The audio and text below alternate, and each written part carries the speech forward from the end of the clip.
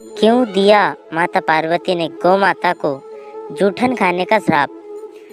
तीज का दिन था और माता पार्वती ने तीज का व्रत रखा था, लेकिन जब पार्वती माता के व्रत खुलने का समय हुआ तब भगवान शिव को उनके साथ थोड़ी सी हंसी ठिठोली करने का मन हुआ और माता पार्वती को चढ़ाने के लिए कहीं छिप गए।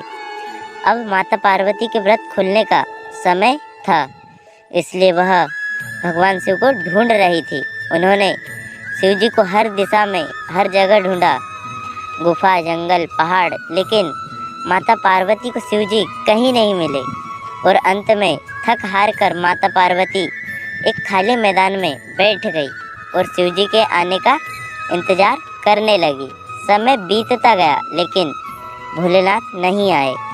फिर माता पार्वती ने सोचा कि भगवान शिव तो समग्र सृष्टि के नाथ हैं, उन्हें कहाँ क्या हो रहा है सब पता होता है और ऐसे में वह पार्वती माँ को पूजा करते हुए भी जरूर देख लेंगे और अपने आप ही प्रकट हो जाएंगे। यही सोचकर माता पार्वती ने एक मिट्टी का शिवलिंग बनाया और उसकी पूजा करने लगी।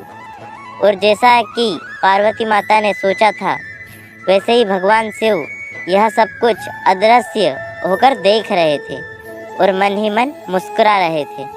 और जैसे ही माता पार्वती की पूजा संपन्न हुई, शिव जी वहाँ प्रकट हुए और माता पार्वती को चिढ़ाते हुए बोले, देवी, आपने तो अकेले ही पूजा कर ली, आप मेरी प्रतीक्षा भी नहीं की, ऐसा क्यों?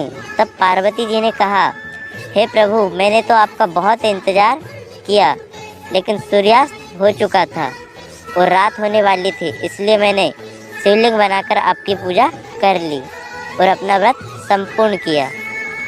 यह बात सुनकर शिवजी ने फिर ठिठोली करते हुए कहा, मैं तुम्हारी बात पर कैसे विश्वास कर लूं? क्या इस बात का कोई साक्ष्य है?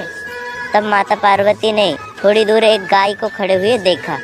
तब माता पार्वती ने कहा, ये गाय मेरी पूजा की साक्षी है, आप इन्हीं से पूछ लीजिए। लेकिन वह गाय भी भोलेनाथ की यह हंसी ठिठोली के बारे में जानती थी, जिस वजह से जब शिवजी ने उन्हें माता पार्वती की पूजा के बारे में पूछा तब गाय ने ना में सर हिलाया और शिवजी ने हंसते हुए उनसे कहा कि वह बस उनसे थोड़ी हंसी ठिठोली कर रहे थे और वह सच जानते हैं।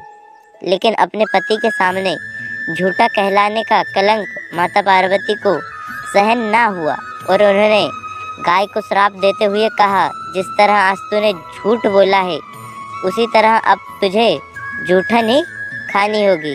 भले ना तुझे अच्छे से अच्छा भोजन क्यों ना मिले, लेकिन तू जूठन के पीछे भागेगी।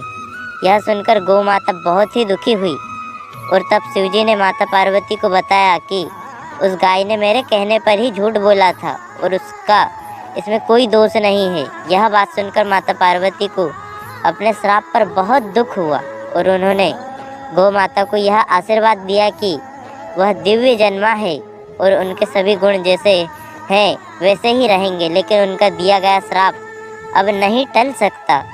दोस्तों, यह